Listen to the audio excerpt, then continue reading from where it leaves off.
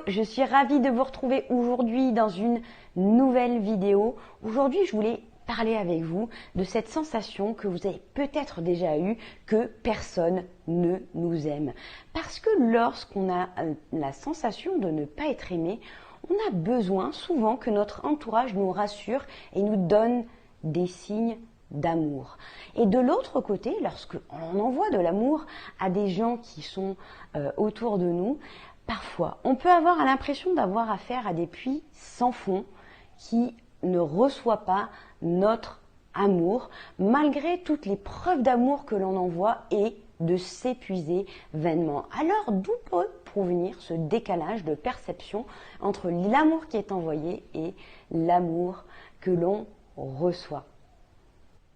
Alors bien entendu, chaque être est unique. Donc on ne peut pas faire de généralité en fonction des histoires personnelles qu'on va avoir, des expériences qu'on aura eues, de nos croyances, de nos valeurs. Les raisons pourraient être différentes pour chacun de nous.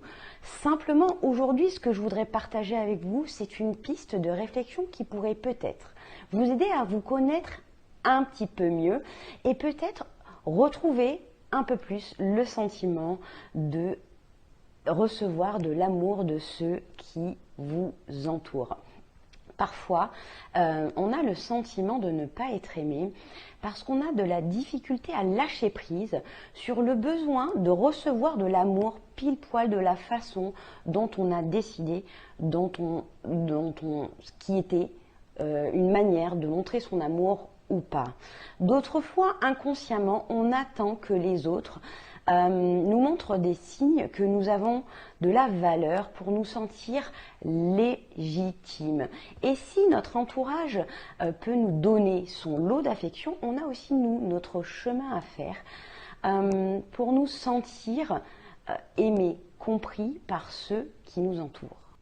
Gary Chapman nous donne des pistes dans son ouvrage Les 5 langages de l'amour pour cesser de tout interpréter par nous-mêmes, chercher à être la personne préférée et retrouver plus d'autonomie affective, le sentiment d'être aimé par ceux qui nous entourent. Alors quels sont ces 5 langages de l'amour selon Gary Chapman?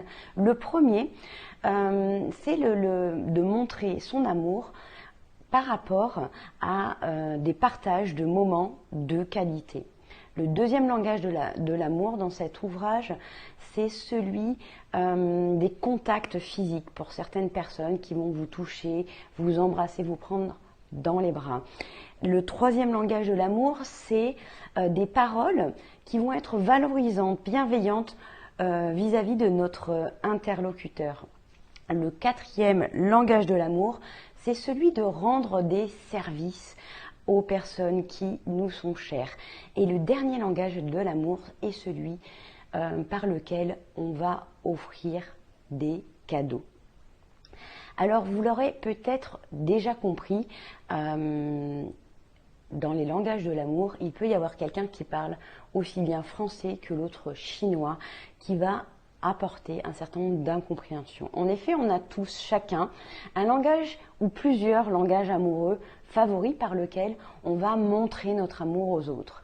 Sauf que l'autre va avoir aussi, quand il reçoit des choses, des langages favoris pour se sentir aimé ou pas. Alors, si vous voulez retrouver le sentiment d'être aimé, apprenez à parler le langage amoureux de ceux qui vous envoient de l'amour et vous retrouverez ce sentiment d'être aimé et reconnu par ceux qui vous entourent.